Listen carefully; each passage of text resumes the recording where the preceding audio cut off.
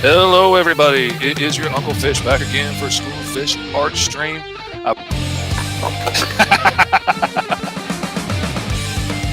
J-Man wants a Gatling gun on the end of his tail. Oh my goodness. J-Man says the tail's where you put all the heavy artillery. Yeah.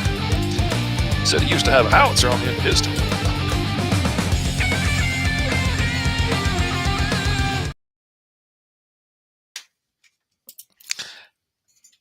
Hello, everybody. Welcome back to the School of Fish, live on the internet every Tuesday morning at 11 a.m. Eastern Standard Time, 10 a.m. Central, on Mistfish Comics on YouTube, Facebook, and Twitch, and live on my Patreon account, Mistfish Comics, every Thursday at 10 a.m. Central, 11 a.m. Eastern Standard Time. We are here working on Fish is Live. What is up, Kyron? Glad you're here. What is up, Katie? Glad y'all are here.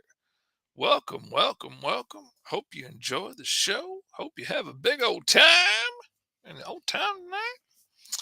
We are working on bits for the Cro-Magnon Savage Source Book Volume 1, which will be going out live, out hunting wild boar for dinner. Look at you go, man. Get it, son. That's what I'm talking about. That's how the 1%ers do for fun out there. Hunting that wild boar. Back like Kyron used to have to do back when he was first born. Back in the Bronze Age. He had to go out and hunt for his food. It just didn't come prepackaged. Your butler's hunting. Just as much fun. Just as much fun to watch, and you don't have to worry about getting gored by a boar. You can just enjoy the show. That's what Kyron said. Anyway, again, this is the cover for the Savage Source Book, and some of the characters that are in it are characters that are going to be showing up soon in upcoming issues of Caw. I'm trying to get my brain to focus on my painting. Very distracted today. Whoo! Let me tell you, I have been so busy scrambling every which way, going on, a show or two every day, trying to pitch the mighty call. Hey, Chuck Fish, go check out GoMrFish.com. I'm exhausted. I don't hardly know what day it is. And I kept freaking out all day yesterday. Like, oh man, I'm supposed to be on my show. No. Oh, wait, I'm supposed to be on my show. Nope, not today. Still Monday. Yeah. The struggle is real, man. I'm ready for this Kickstarter to be done. Get these books out. Get back to just making books instead of pitching books. Man, pitching books is tough work. It's hard. Fish works hard for your money. Dun dun dun dun. So hard for your money. Ba dun dun dun. Work hard for your money, so you better back him right. Oh yeah. Y'all getting the music for free today. Y'all didn't even have to pay extra for that. Nah. That's a freebie from your Uncle Fishy. Because your Uncle Fishy loves you, baby. Alright, what I decided I'm going to do is I'm going to start with one of my regular pages like I do for any old comic book. And I'm going to split it up into a bunch of panels. And then I'm going to illustrate some of those panels of each one of these characters doing some stuff from their life, some of their stuff from their history, showing why they are who they are, yada, yada, yada. And give some extra stuff for the source book because, right now I've only got one comic to pull from, but I got lots of stories and lots of stuff that's coming down the road. So it'd also be nice if some of this could be used again, but I'm not going to worry about that as much as, I might for something else. So let's see here. We're going to hold down the shift key and we're going to split that right in half. And, I think we're just going to split this up into even quarters. Get right on that line, hold the shift key and go across. If you start from the outside of your panels when you're using the creates panel tools and stuff, and then you're splitting the border. If you start from the outside, holding down the shift key, holding down the left mouse key, you can drag all the way across and make sure those lines line up. Because if you start from in here and make one, and then try to come over here and make one, it is never gonna line up. Guess I've been blocked. My comments aren't appearing. Your comments are showing up right here for me. Are they not showing up? Katie, are you seeing Kyron's comments? Because I'm seeing them.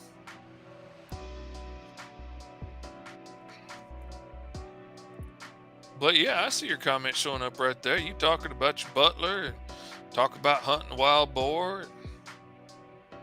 Unless you've been commenting something else too that I ain't seeing. But yeah, Katie can see your comments, Kyron.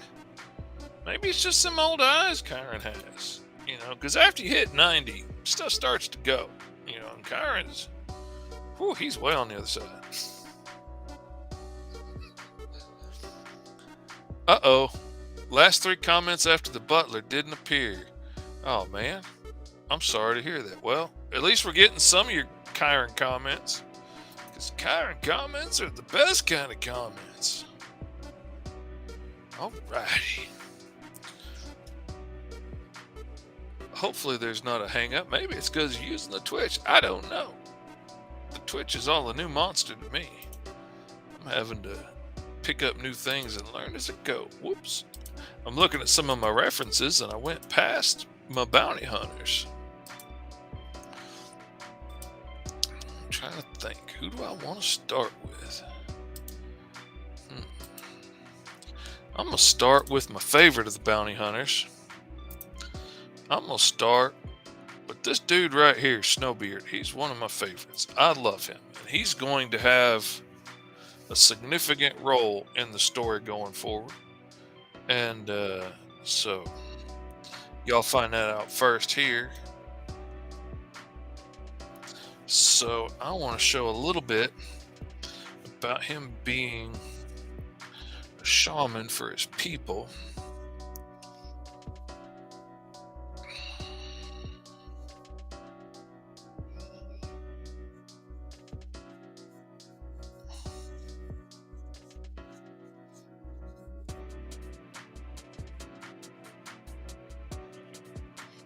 Got the reference photo over here over my shoulder to look at.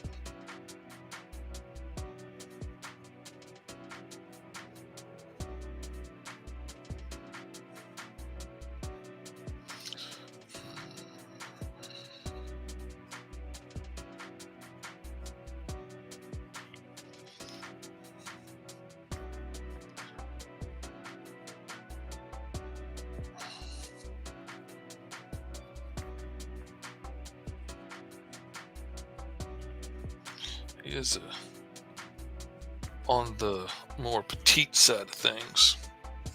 He's a little cat. So gotta try and keep everything trunk shape, trunky, stumpy.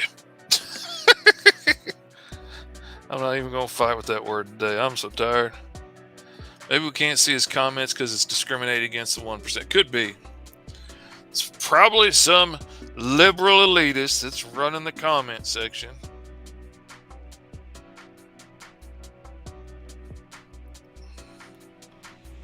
Trying to keep the rich man down. That's been the story of Kyron's life. Everybody trying to keep him down.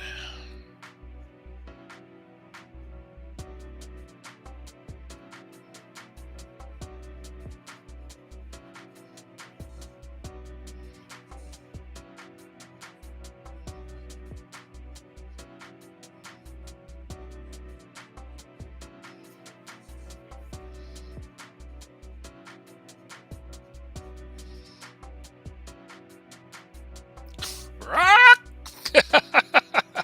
Can Kaw have a sidekick called Rock? That is interesting.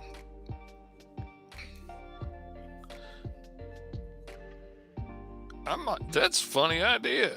I dig that. I dig that a lot. there's a whole like there's a whole slave rebellion that got started on his planet that we're going to go into more and more in flashbacks and stuff, showing how he got from there to here, and how, why he got taken from his world and sent to the outer rim of the galaxy, and how he ends up on this world that he ends up on. And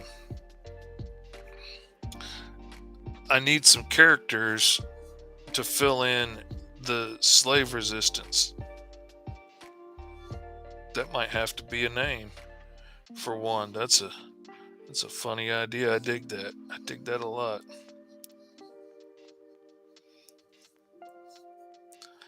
Because lo and behold, a lot of the Cro-Magnons don't really have names, which Ka didn't have one as a fledgling. He got his name in the ring, and that's a story that you'll find out when the source book gets unlocked, when we hit $3,000 on the Kickstarter at GoMrFish.com. Take your ethic to it.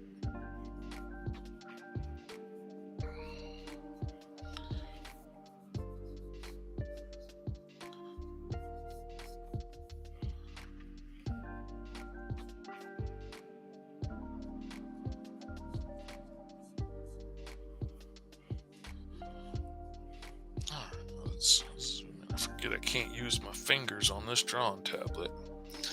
I'm spoiled to my Microsoft Surface.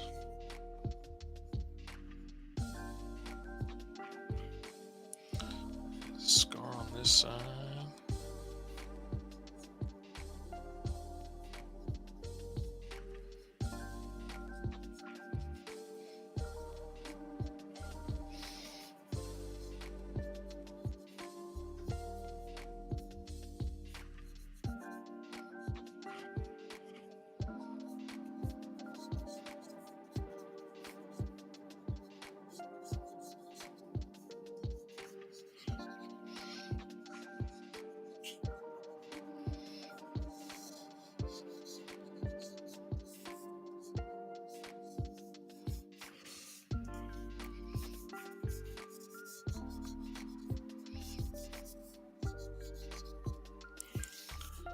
I really dig this guy.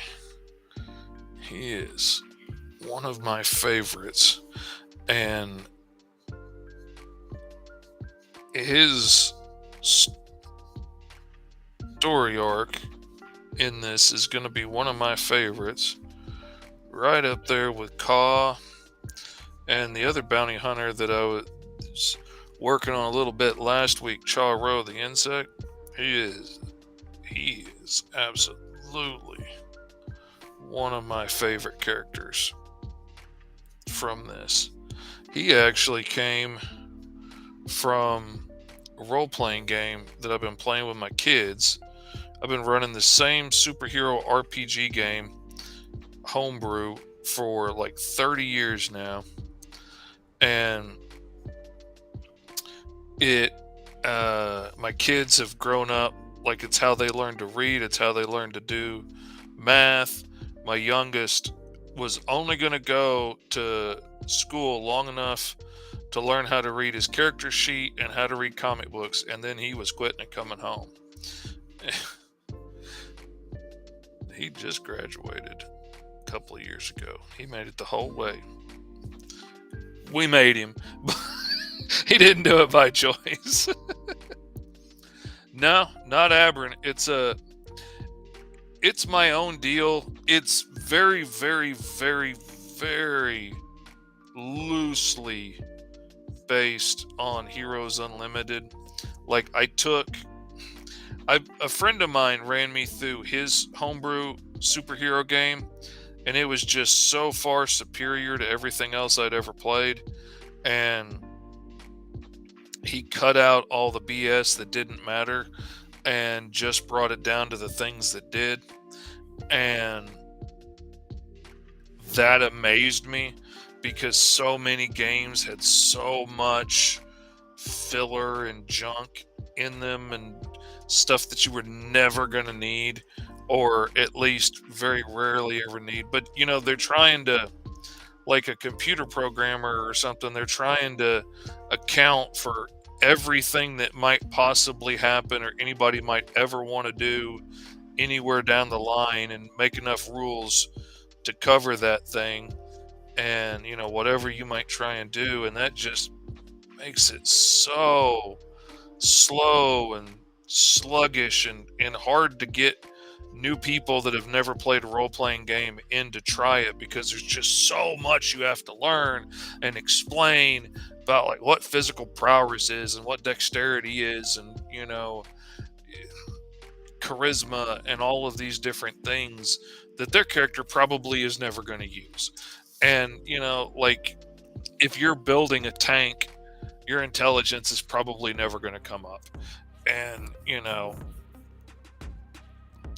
your physical prowess is probably never going to come up.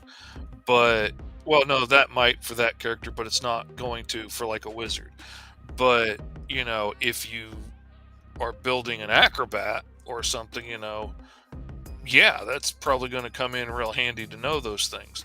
So I built the system kind of loosely inspired by Heroes Unlimited, and I have a lot of those books that I bought over the years, and I will go through them and like look at the powers for inspiration for how I'm going to do powers in my superhero world. But it was anything if but unlimited. It should have been called, Superheroes Extremely Limited, because all the powers are extremely nerfed and kept very low, and don't want anybody being overpowered or anything. Whereas, like, I enjoy make giving my characters power and seeing what they'll do with it, and then just make sure I put them up against people that are tough enough to take it, and put up a fight. And some of the characters have absolutely that they fought have changed and evolved over the game, like their characters have, so that they're still a threat to them. Whereas before, maybe this dude only had 100 hit points when they started, but now that everybody's a lot tougher and throwing around a lot more damage with a lot more powerful weapons and powers, now maybe he has 500 hit points, and it takes longer to get him down. But it still makes him the same level of threat that he's always been to them, and whatnot. But anyway, so it's very loosely based off of that, and I just cut it down to the stuff that you really need to know for your character. And so, like, if your character is a tank and a powerhouse, then his strength matters, and you get a bonus for his strength that you can add to hand-to-hand damage rolls and stuff. And you get a bonus that you can roll, that you can add to rolls that have something to do with your strength and your power. Like if you're trying to stop a car, or if you're trying to do something you've never done before using your strength, then you can add this bonus to that roll. And it's not a game for everybody. It's absolutely not a game for rules lawyers that want to argue over, well, in this edition of this magazine, in this article, it said that you could do this, which contradicts what they said in the player's handbook on page 732. Like, it is not for those guys. If you want to argue about obscure rules and try and break the system by combining all kinds, it's not that game. This is a game for people to have fun. It's a game designed to be very easy for new people to get into. And I have had a lot of people walk in, like for a while there, we were role playing at the local comic book shop, and there was a lot of times that we would have somebody just walk by and overhear what we were doing, and I had all this cool terrain and stuff built, and figures for the characters and all this awesome stuff, and they'd be intrigued by what we were doing, and they'd be listening over our shoulders for a minute, and then they'd ask, is there any way I could jump in on this? And like, yeah, absolutely, here's a couple of characters for people that aren't here today. You can absolutely play their character and we'll work it in. And it has been a lot of fun, and they were always able to pick it up real quickly, make sense of it, and essentially, it comes down to you pick what you want to try and do, whatever that is, and because I don't have pre-made charts for absolutely everything in the world that you could possibly do, and it's not all already tied down in a bunch of heavy rules, it's basically, you figure out what you want to try and do. I'm going to look at who your character is and what his skills are and his powers and what we've done before, and I'll give you a number based on how hard I think it is for your character to pull that thing off, and you roll for it, and you've got, like, your bonus for acrobatics or your bonus for hacking, or whatever it is, and we roll. And I want you to be successful. It's I play my bad guys all out. Like, I quit a long time ago making up like a way to beat the bad guys. Like, okay, yeah, when they do this, they're going to beat them, because it doesn't matter what I do. It doesn't matter how well I plan out a strategy for how you can beat the bad guy.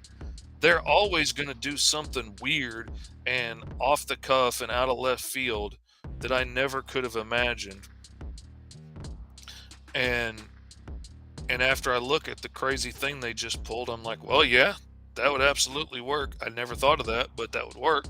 So, like, I quit thinking of easy ways to beat the bad guys. I quit giving them Achilles heels that would be an easy way, to defeat them, you know, and just started playing them all out against the characters, within reason. Like, there's a few times, especially when the kids were little, that, the bad guy could have easily killed them. And instead he was like, okay, you're not worth my time. You're not the threat that they made you out to be. You're not worth my time. I'm walking away. And, so there's a few times that they lived where if I was really going all out, they would have died. But then also, they have died. That was the most traumatic experience for me ever role playing. Was the day I killed my son's character off for the first time, and I tried to give him every out, give him every opportunity to know that there was a sniper behind him, and he just kept being stupid and got his first character killed. And we didn't play for like 6 months after that, because it really messed me up. But then he got a new character and everything was fine. But oh man, I'm sorry, Katie. Bad guy thinks of an unbeatable trap, and then the good guy thinks outside the box and defeats him. Yeah, and it would drive me nuts, because I would plan out all this awesome stuff, and then they would just skip it all and come up with something wild. And I had to admit, yeah, that would work, even though it's not the way I thought of it. And so I just quit thinking of ways out and just started having fun playing the bad guys like they're having fun playing their characters. And oh, it became a ball.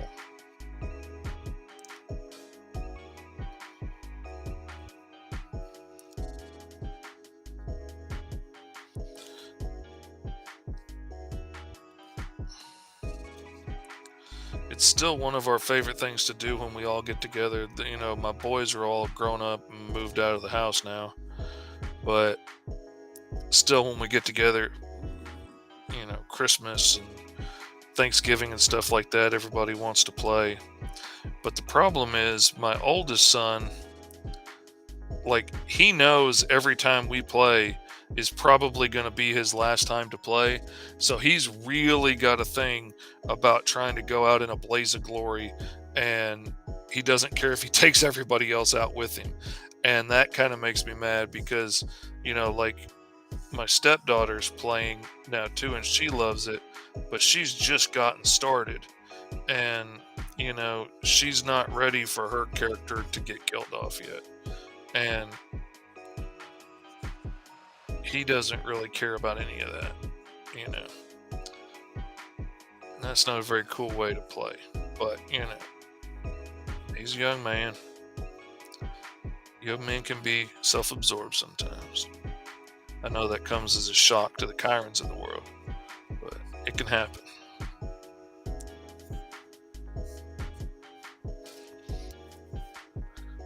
And I have thought at times about publishing it, and I've always wanted to work on a role playing game book. Like, 'cause I've always loved studying, like, particularly the black and white art in role playing game books. And I'm such a huge fan of the books and have collected so many, like, just for the art, that it's always been a goal of mine, a dream to get to work on one.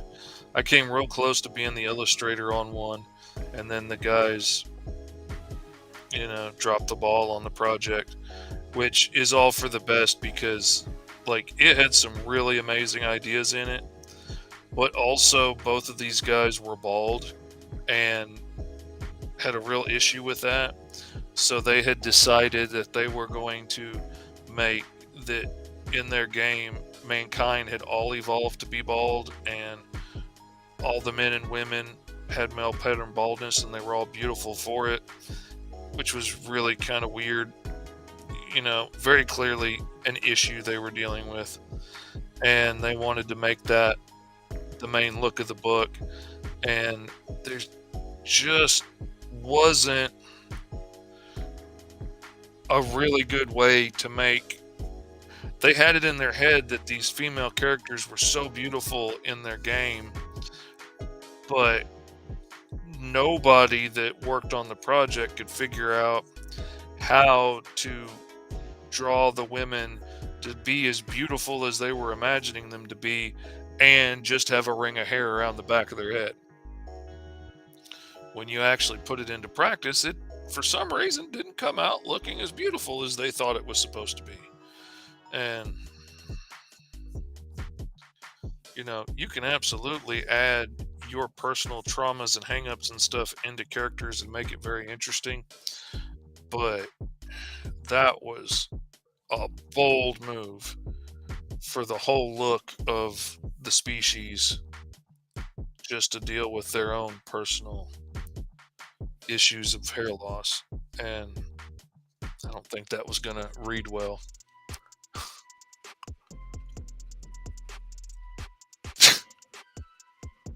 Oh, bless her heart.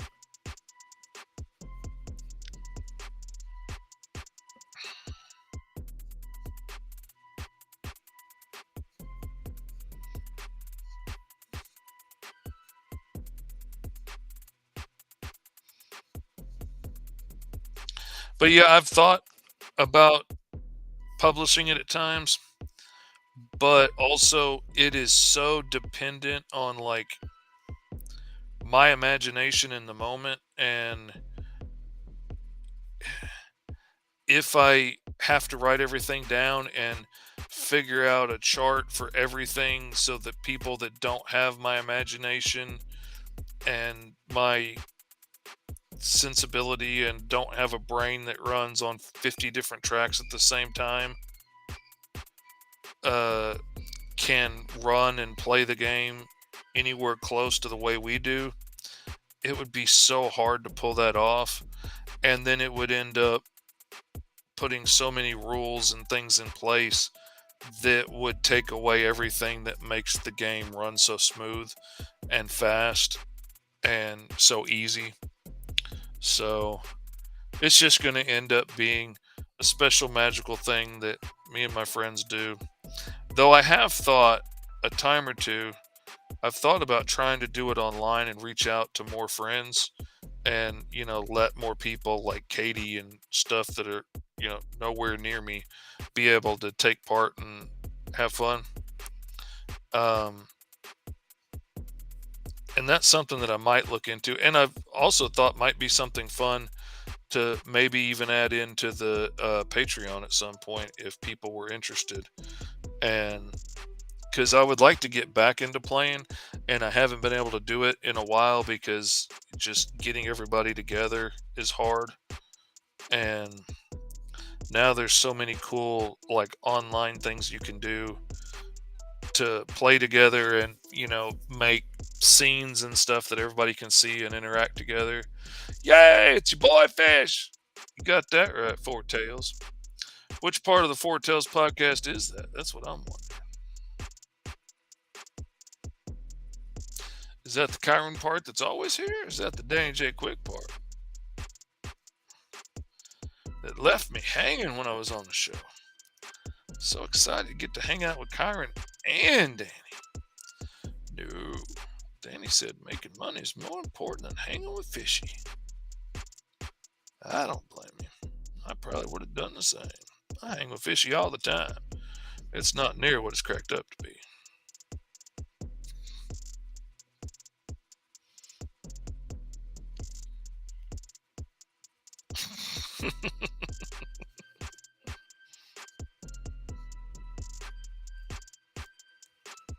Katie says she can even curse the digital dice.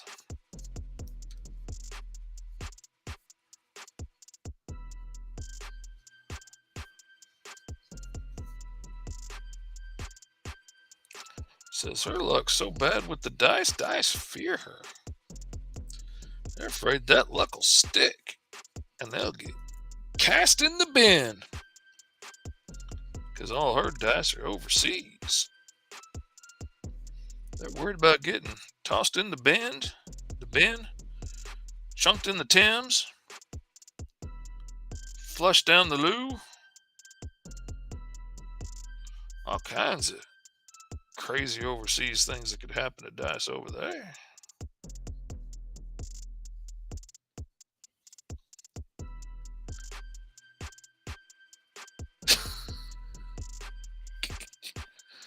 Yeah, Katie defies the laws of probability.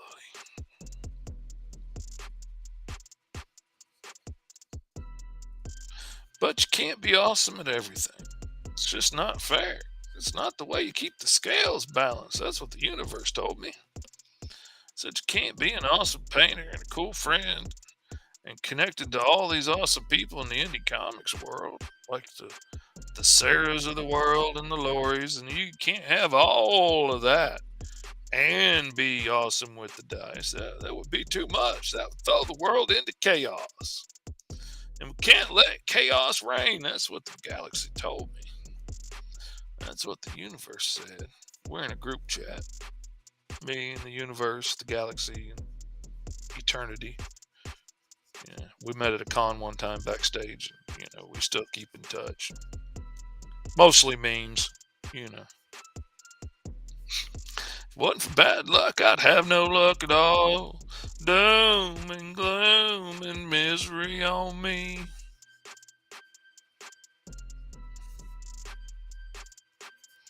Yeah. That's what the universe and Hee-Haw told me. The only thing I know to do about it is take the advice given to me by the man with the didgeridoo. And he said,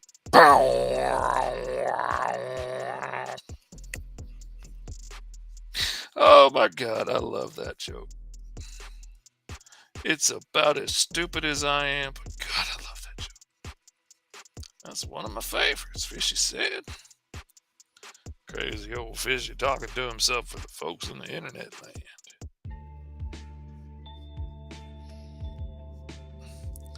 Old Fishy says he'll do anything to get people to go GoMrFish.com and back his book.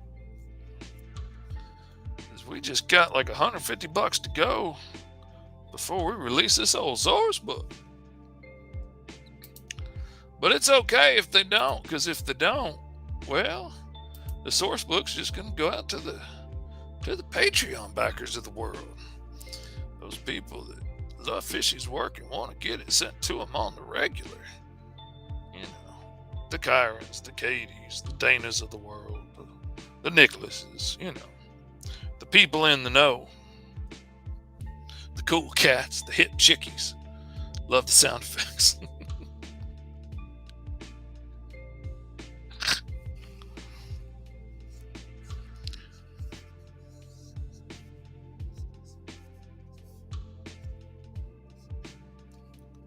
When you say witch doctor song, is that the like, I called the witch doctor and asked him what to do, and he said that one?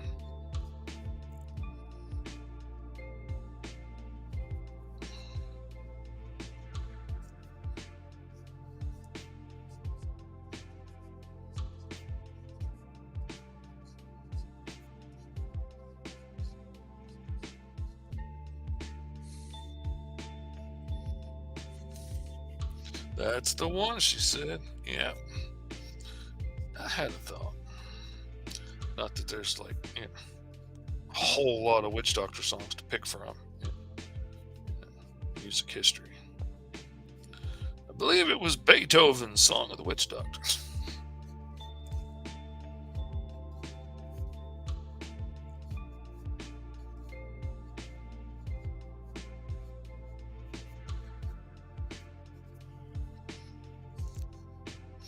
I don't even think it has a didgeridoo in it. No. Oh man, the way the brain works and makes connections is crazy. I got a song stuck in my head the other day walking out of the car, and I didn't know the song. So my brain just started ticking out all kinds of weird combinations of things trying to make it make sense that, that all surprisingly rhyme pretty well for Tourette's tics, though it never ceases to amaze me what my Tourette's brain will do when confronted with something weird. The wild things that it will combine into.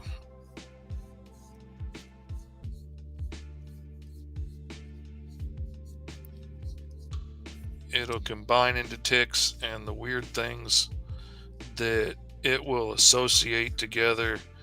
And sometimes I can understand how it got from one place to the other, and other times I got no idea how it got here or why it got from here to there.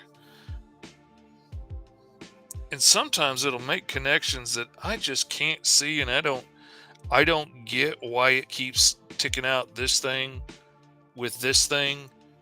And then like I'll see some old 80s movie, that I haven't seen since I was 8 or 9, and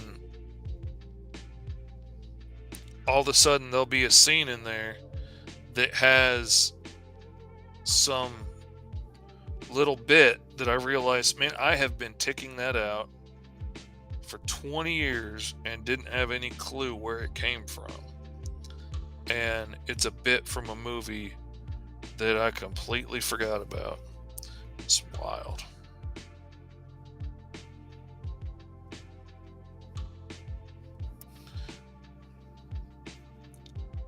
And the fact that it can be so funny sometimes and it can seem so pointed that I totally understand why some people, especially when it comes to corporalia and yelling out inappropriate things, like I totally understand why some people take so much offense at it, because it can absolutely feel like it's aimed directly at you. And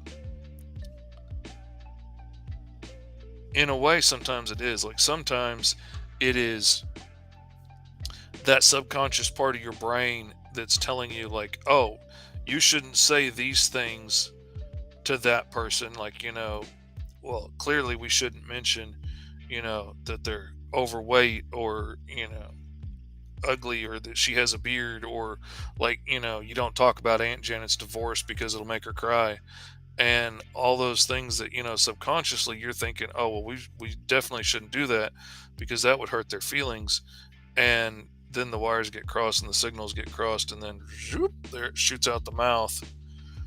And so it can absolutely feel pointed, and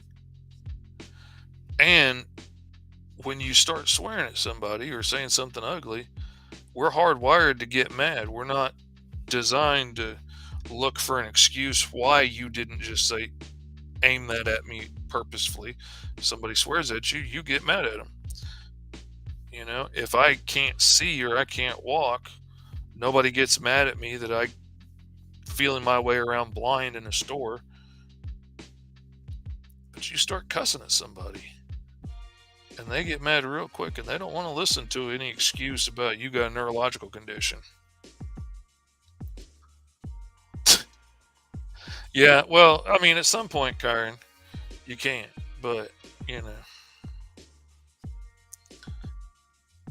but I'm just saying, like, that's the kind of thing sometimes that, you know, can lead to you saying something that you know that is obviously going to be hurtful for that person.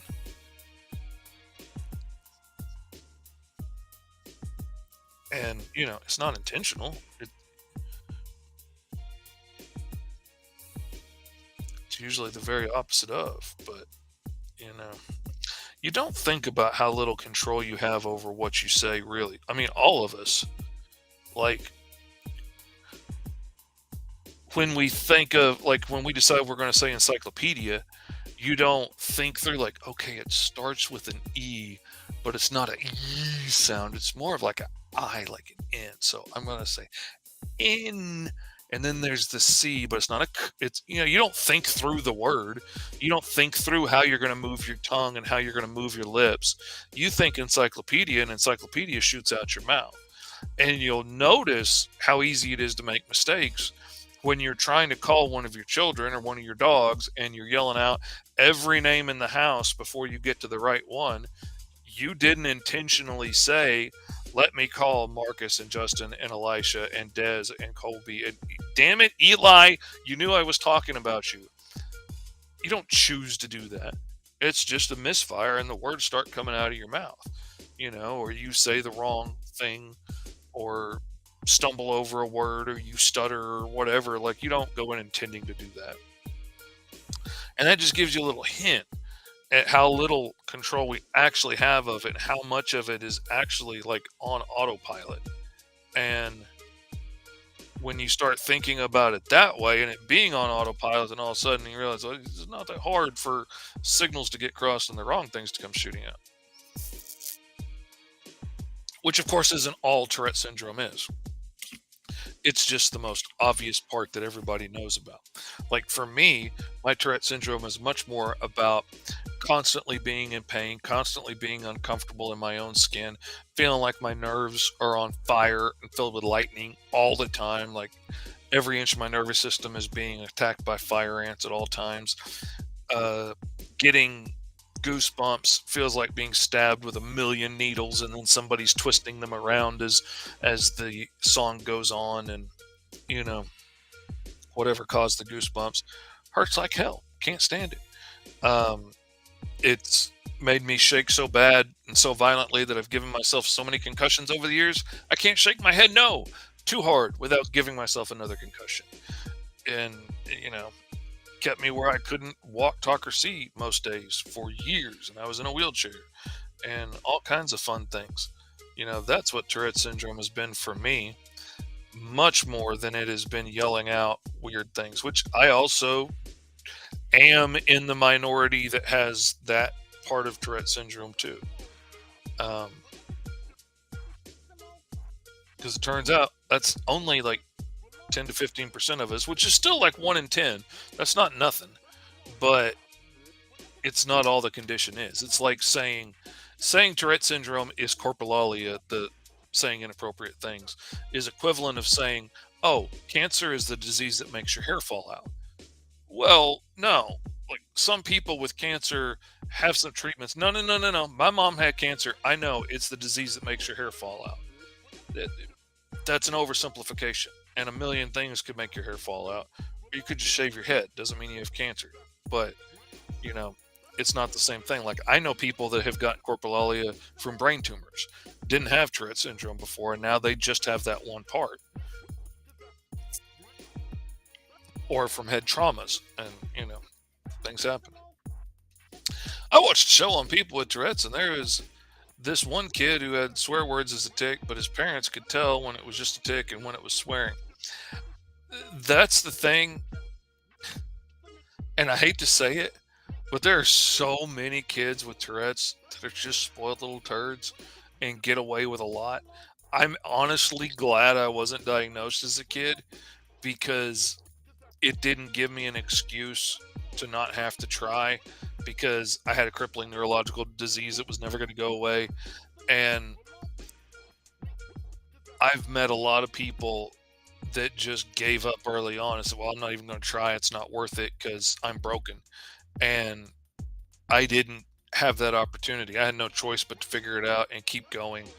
And kind of grateful for that because, I mean, it is easy when it is uncontrollable and you can't do anything about it. Like, there's no point in punishing them for something they can't control is wrong. But that can also give them leeway to take advantage, like kids will do, because kids will take advantage as, slap their sibling. Go, it was a tick, I swear. Like, you can often tell. Like, for me, most of my ticks are very, very, very, very, very, very, very, very. My internet's messing up too. Are very loud, and so you can hear. I tend to yell them out when I tick. Also, fun fact: while it's still Tourette Syndrome Awareness Month, talking about Tourette Syndrome can make it worse. Talking about ticks can make you tick more. Being around other people with Tourette syndrome will make us tick worse. There's a whole lot of people in the Tourette's community that refuse to let their kids be around other people with Tourette's because they're so afraid of what their kids are going to pick up and bring home. And to me, it's the most amazing thing in the world. Like, getting to hang out with other people that have Tourette's is like being at this gigantic, amazing family reunion full of people you didn't know you were related to, and you see their eye twitching, like, oh, I do. You look just like me. Yeah, I have that too. And our histories are the same, and our experiences are the same, and all the things we went through in school are the same, and we've become very quick, lifelong friends. And yes, we pick up ticks from other people.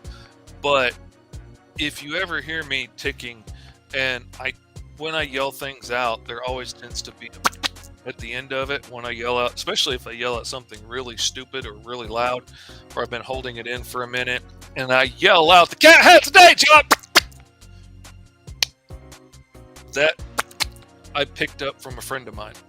And every time I tick that out, I think of my friend Maddie, and it makes me happy and it makes me smile and it brings me joy. So yeah, I absolutely picked it up, but it's a beautiful thing of having friends, and because I picked up from another friend of mine and I love him dearly, and he really meant a lot to me at a really terrible time in my life because he was one of the few people that I ever actually got to meet that had as a severe case of Tourette syndrome as I did.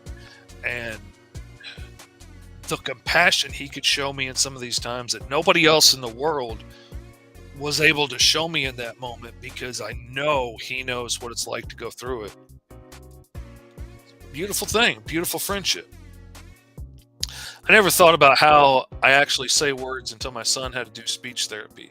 And the therapist told us that as a family, we need to make sure we enunciate everything to help him learn how things are said. Very important.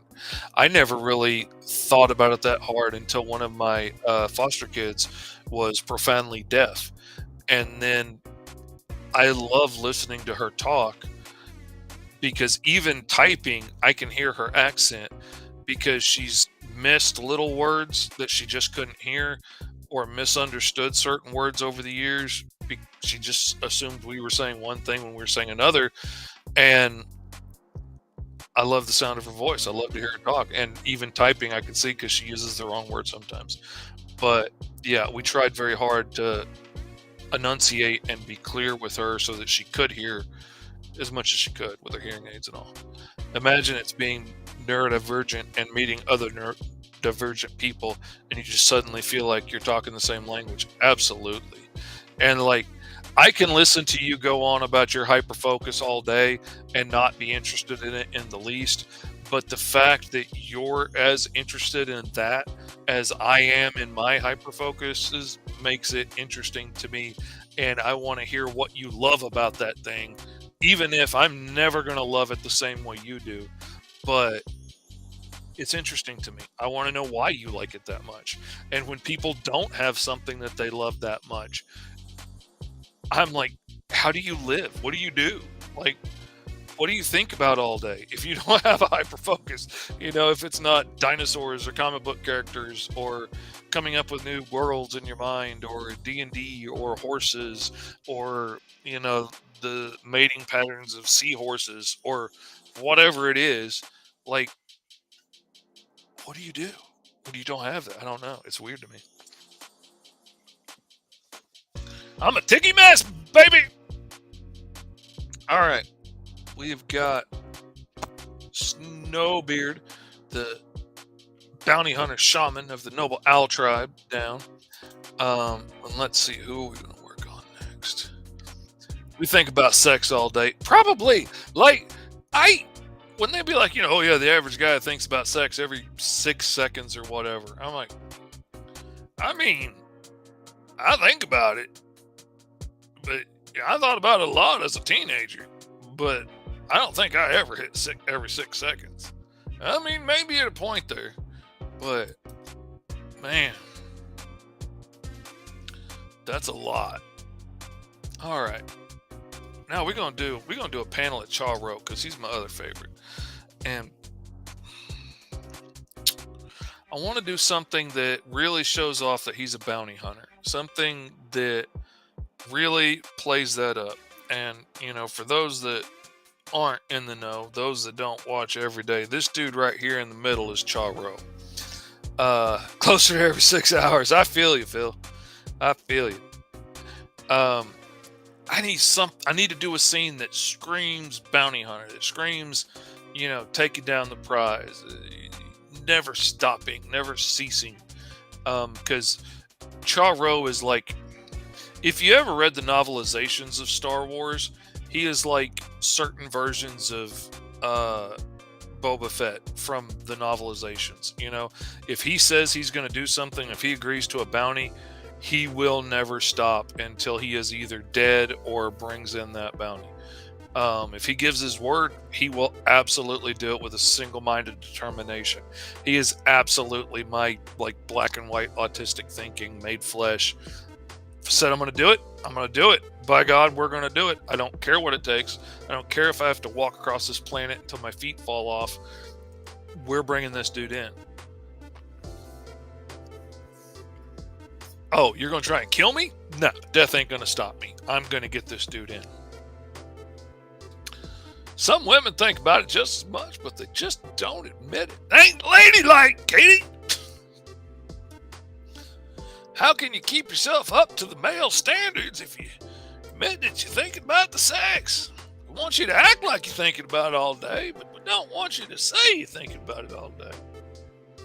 Because then that means you might be thinking about somebody else. God, men are weird. We're so weird. I mean, kind of fixing to get me off on a daylight saving time rant here, but God, men are weird. We want all this crazy stuff out of women, but we don't want them to have been able to get it or think about it or do it. Like, you fantasize all this time about a woman that, acts like the ladies in the dirty movies, but you want a woman that's never been with anybody else. So how would she have any experience to know how to do the things that you want to imagine that she's going to do? It doesn't compute. Doesn't work that way. It doesn't math. And it bothers me.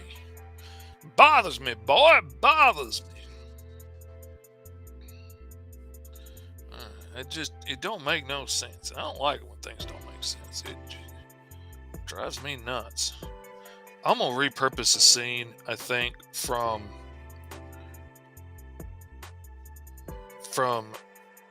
my passion project story, The Traveler, about a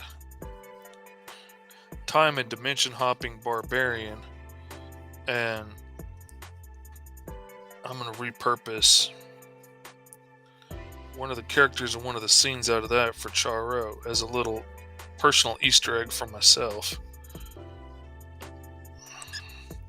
Because it's a scene only maybe 3 other people in the world have ever seen. So it's not going to really, it's not going to mean anything to anybody else, but it's going to mean something to me. And this alien here is like a mob boss that he had to bring in.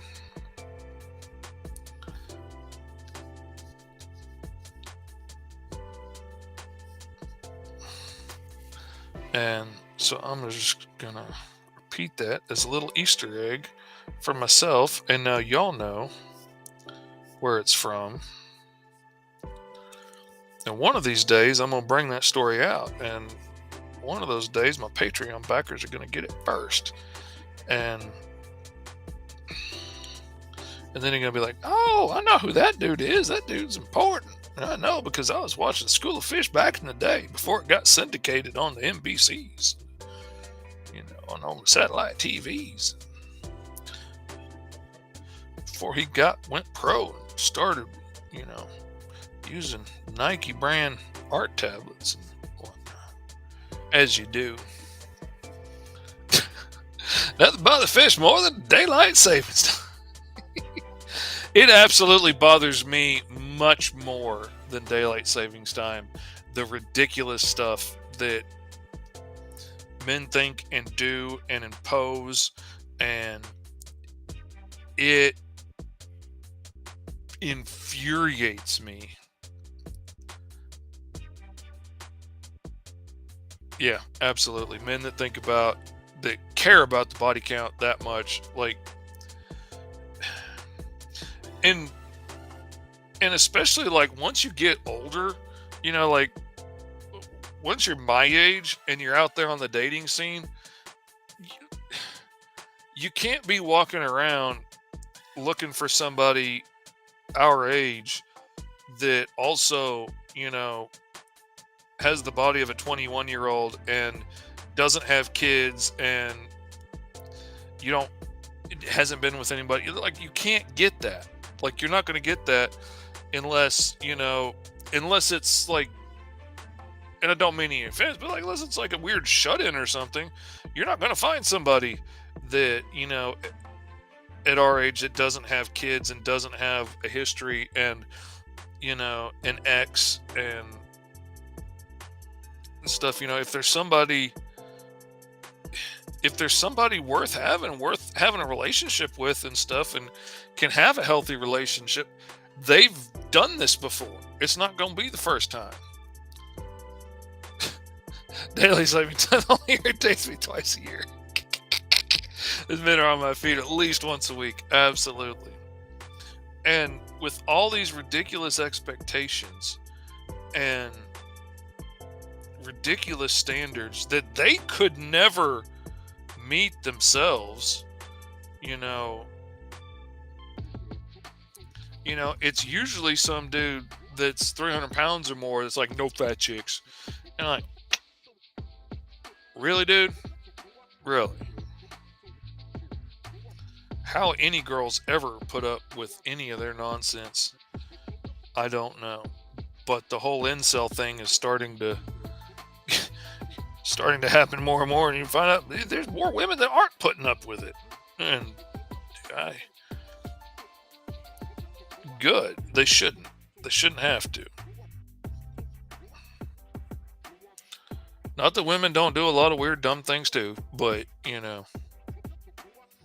it's usually some dude that's never gotten a woman. Yeah. Oftentimes.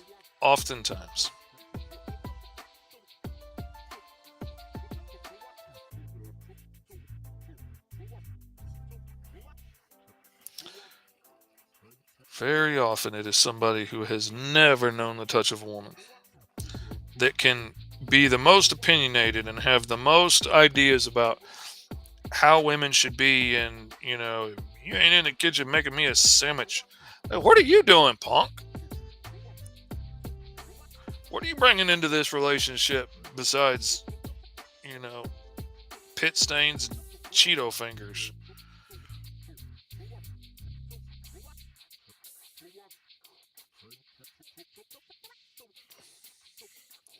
Like that's something that I thought about very seriously before I ever got back out. Started looking to even date again. Was like, am I ready? Am I emotionally ready? Do I have something to offer other than, I'm lonely and I want attention. I want somebody in my life. That's not enough reason. Just because I want it isn't enough reason. Do I have something to offer in return, that makes this a two-way street, makes this something worth doing and not just, you know, I want it because I want it because I want it and I get what I want. That's not enough. Guys are so Guys have so many unrealistic expectations about women and often feel so entitled. Oh, why? Where do you get off? You deserve this handed to you when you're not bringing the same level. Like I get it. If you're in the gym every day and you're busting your butt and you're eating keto and you're on the verge of starvation all the time so that you can keep your muscles absolutely rippling and oiled every day and you've got 8-pack abs and if you're that dude, then okay, I get you having the standard of I want to date a woman that exercises as much as I do and lives on the verge of starvation like I do and is nothing, but meat and fake titties. Okay, have that standard because that's how you live your life. If you happen to be a fat tub of goo like me, that's an unrealistic standard to have. Like, why would that woman that lives her life in the gym all day on the verge of starvation want to be with the dude that sits in a recliner all day because he's disabled, drawing funny books and drinking iced coffee? Doesn't seem like we'd have a lot in common to me. But reality doesn't usually enter into a lot of these scenarios for a lot of these guys, and that's where the problem is. You gotta understand the reality, fellas.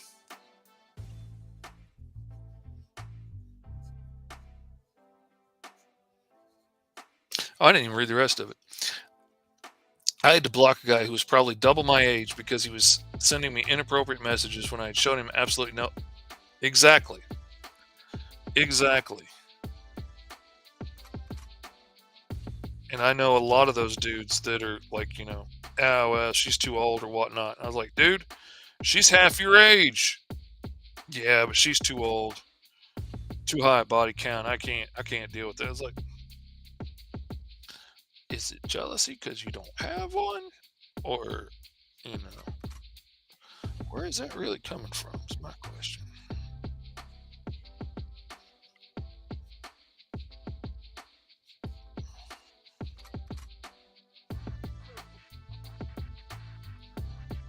I didn't think a friend of mine was ever going to get married because, he just kept getting older. Excuse me. And he just kept waiting for, this perfect woman.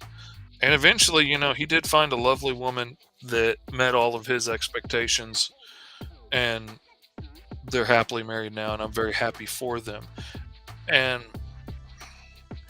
but also, like, the older you get, that's a lot harder to stick to. Like, he had been waiting for marriage, so he wanted to find a woman that had waited for marriage as well, which he's holding himself to that standard. I don't think that's an unrealistic thing to ask to look for in a partner, but it's a lot harder to find in the world of today.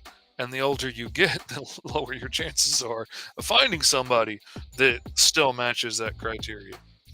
And, and that's not a criteria you can go back and pick up. That that's a one and done kind of thing. It's not like, well, I got out of shape for a while but then I got back into shape, and now I'm a runner and look amazing in spandex. Now once you've crossed that line, you can't really go back. That's a tough standard to bear. but he ended up finding an amazing lady. But like, if I was trying to find that in somebody, nah, I'd probably only find that in some other dude living in his mom's basement. I reject your reality and substitute my own. Absolutely.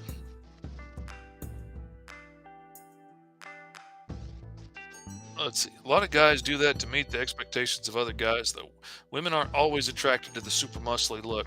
It's good to look at, but not great to be within a relationship when they're almost constantly in the gym. Absolutely. Now, if you're the kind of person that's constantly in the gym, then yeah, let's go to the gym together and hang out. If you're the kind of person that would rather, sit on the couch eating Cheetos and, binge watching The Real Housewives, then let's do that together. Like there's different strokes for different folks. I exercise a good amount, Phil says, and I tell my wife it's for me. You don't have to do it, but it's not going to be, you don't have to do it if it's not going to be for you. Absolutely. And like there's people that enjoy that together, and there's people that enjoy doing it separately. And, even if I was the kind of guy that hung out at the gym all the time and exercised all the time, which, I I wish I was, just to be in better shape, just to be able to do the things I want to do easier. But, that's not the way my nervous system works.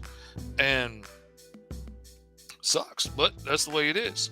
But even if I was that dude, I'd still kind of want me a soft woman, because I like soft women. I like women. That's just the way I is. I like a soft, comfortable woman to squeeze on. I don't want a hard, muscly woman. I want a hard, muscly woman. I'd probably go for a dude, because they hard and muscly and bristly. I like soft. That's what I like. But each their own. I wouldn't be looking for a gym rat, but also it is fun to do things with people that enjoy it too.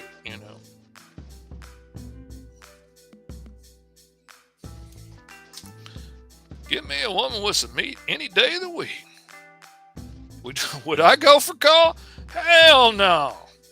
Hell no. Call's the absolute antithesis of what I'm into. I like soft. I like curvy. I like smells nice. I like feminine.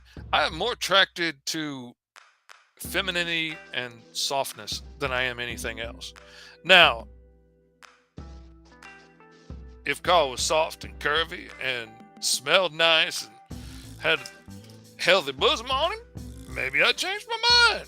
But he don't. He's the antithesis of that.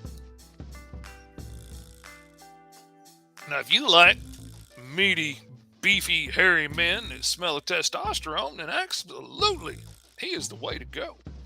But, not my thing. I would love to find someone to go hill walking with. It took me a second. I'm not used to seeing that word. Couldn't be a gym person because my ADHD brain finds exercising boring. Absolutely. I would also build muscle really fast, so I would be scary. Yeah, I can feel that. I can feel that. That was one of the things I didn't like. I mean, it's kind of fun about working out. Because I'm so big, any muscle mass, I'm such a big dude and such a big frame that any muscle mass I build looks big very quickly just because it's on a large scale. But it disappears just as quickly. Now I want to see a feminine gender swapped call. Okay, you want to see that, Karen? I will show it to you. I'll show you what a female call looks like. Hold on a second.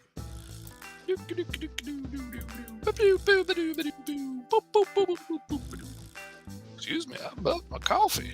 Goodness gracious, that was rude of me on the internet with a microphone up against my mouth. I apologize, Karen. I hope you don't tank the whole Arkansas economy just because I was rude. I forgot where I'm looking for. I need to be in proofs. That's where I need to go. Proofs.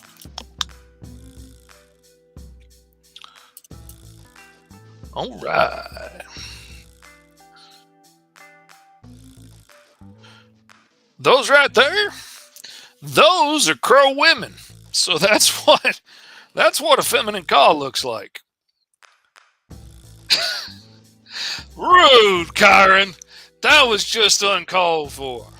You can be handsy and elderly and wealthy, but you don't have to come insulting the whole economy of the state. Oh my goodness. That's painful. But yeah, those are crow females on the front. Absolutely almost indistinguishable from guys. Uh, well, for a Cro-Magnon, that's feminine. For a Cro-Magnon, that is absolutely feminine, which is what Sir was asking me about yesterday on the show, like who would Cobb go for? And for him personally, like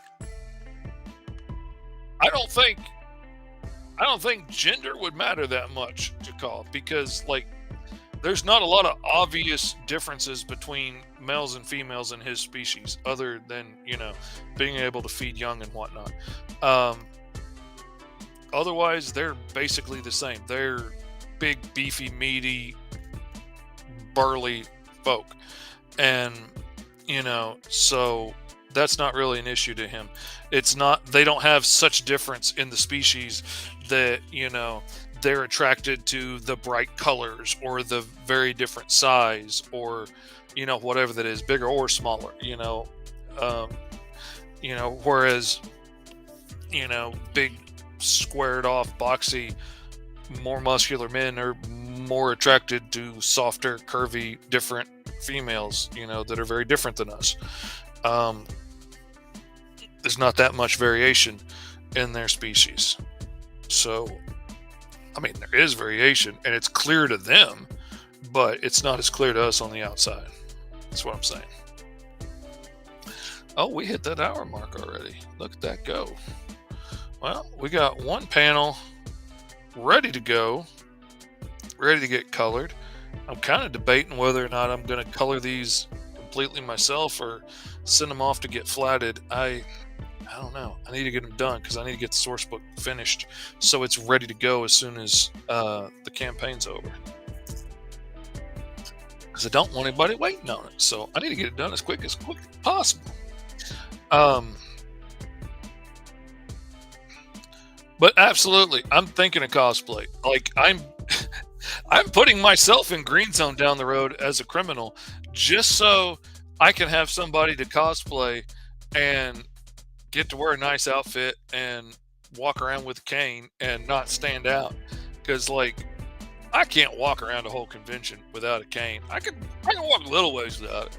But I can't walk very far without it. So really, like Kingpin is about it that I can cosplay as, and he don't have a long beard.